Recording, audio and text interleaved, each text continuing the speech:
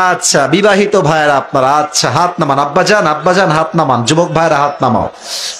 আমাদের এই মাহফিলে যারা এসেছেন বউ নাই সিঙ্গেল কারা কারা একটু হাত তোলায়। কি অবস্থা আপনাদের? তো কারো বিয়ে হয় নাই। আপনারা কি শিওর যে বিয়ে হয় নাই? আমি বিশ্বাস করি না, মিথ্যা কথা। বউ আছে সবার নাকি নাই? আয়ের সিঙ্গেলদের কষ্ট রে আল্লাহ এই শীতকালে দূর করে দিক না। আমিন। আমার প্রিয় আব্বাজান যারা এসেছেন মেহেরবানি করে শীতকালে যুবককে কম্বল দিয়ে ল্যাপ দিয়ে জ্যাকেট দিয়ে লাভ হবে না। প্রত্যেকটা সিঙ্গেলের বউ দরকার যুবক ভাড়া। আল্লাহ প্রত্যেকটা আব্বাজানদেরকে বোঝার তৌফিক দান করুন। আমিন।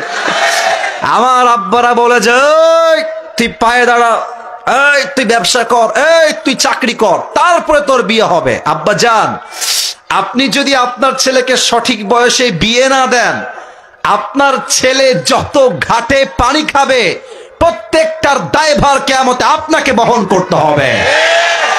আর বাপের কথা কি বলবো, সব ঝামেলা হচ্ছে মেয়েদের ভেতরে। এরা দেখবা যে প্রেম করার সময় চাকরি হলেও চলে, না হলেও চলে, যা হবে তাই চলে। কিন্তু বিয়ের সময় আসলে মেয়েরা দেখবা টাকা পাইলে টাকলাকেও তারা বিয়ে করতে দেরি করে না।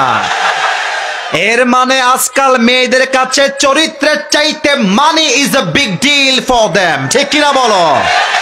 আমার আব্বাজানদের স্লোগান হবে যে আমার জামাই যে হবে টাকাওয়ালা হওয়া জরুরি নয়, ব্যবসায়ী হওয়া জরুরি নয়, বিশাল বড় সরকারি চাকরিজীবী হওয়া জরুরি নয়, আমার জামাই যে হবে তাকে নবীর আদর্শে আদর্শবান হতে হবে। আল্লাহ আমার প্রিয় আব্বাজানদেরকে বোঝার তৌফিক দান করে পড়না। আমিন। মুরব্বীরা কিন্তু আজকে খুব ঠিক বেঠিক বলছে, বোঝা যাচ্ছে। আল্লাহ তাআলা প্রিয় মুরব্বীদেরকে নেক হায়াত দান করে পড়না। আমিন।